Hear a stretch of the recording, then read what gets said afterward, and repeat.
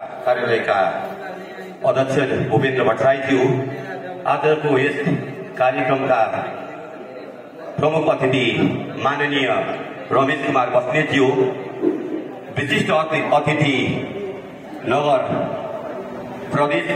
नगर उपप्रमुख आइन्द्र विक्रम बेगाज्यू तथा यस कार्यक्रमको शोभा बढाउन पाल्नुभएका सम्पूर्ण अतिथिहरू तथा यस बुद्धिचाल संघमा आबद्ध विभिन्न पदाधिकारीहरू तथा यस बुद्धिचाललाई यहाँसम्म ल्याउनको लागि अहोरात्र खटेर लाग्नुहुने हाम्रा सम्पूर्ण बुद्धिचाल अग्रज व्यक्तित्वहरूमा म न्यानो अभिवादन टोक्याउन चाहन्छु।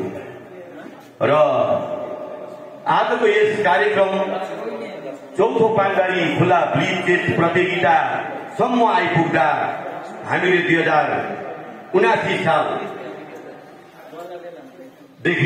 यो सुरु गरेर अहिले 1479, 80, 81, 82 यो चौथो पानबारी खुला ब्लिज टेस्ट प्रतियोगिता सञ्चालन हुन गइरहेको छ। र यसमा चाहिँ 79 सालमा वडा अध्यक्षसँग भूपेन्द्र भट्टराईज्यूसँग हाम्रो केही परामर्शहरू कुराहरू भएको हो। र 6 नम्बर वडा कार्यालयले हामीलाई यो बुद्धिचाल खेललाई अगाडि बढाउनुपर्छ भनेर निरन्तर रूपमा चाहिँ 6 नम्बर वडा कार्यालयबाट चाहिँ बजेटको व्यवस्था गर्नुभएको छ। र त्यसलाई पनि हामी प्राविधिक सहयोगको रूपमा चाहिँ खटेर यो कार्यक्रम गर्दै आइरहेका छौं। हुन पनि हो, अहिले हामीले सुन्नमा आएको छ नेपालका विभिन्न स्थानीय तहहरूमा हाम्रो 6 नम्बर वडा कार्यालय निकै अग्लो स्थानमा आएको देखिन्छ। धेरै साथीहरूले हामीहरूलाई भन्नुभएको छ 6 नम्बर वडाले नियमित रूपमा यति ठूलो बृहत कार्यक्रम गरेको छ, राष्ट्रिय स्तरको कार्यक्रमहरूले सञ्चालन गरेको छ भन्ने कुरा हामीलाई सुन्नमा आउँदा ज्यादै खुसी लागेको छ। र हामी सम्पूर्ण बुद्धिचाल खेलाडीहरू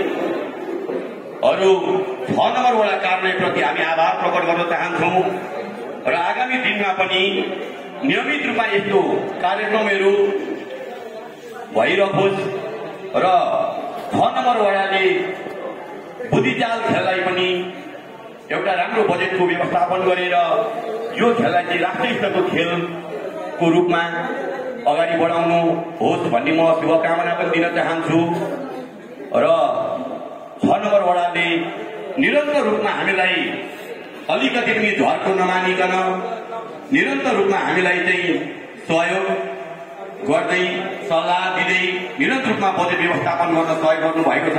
यो प्रति पनि हामी सबै आभार प्रकट गर्न चाहन्छौं।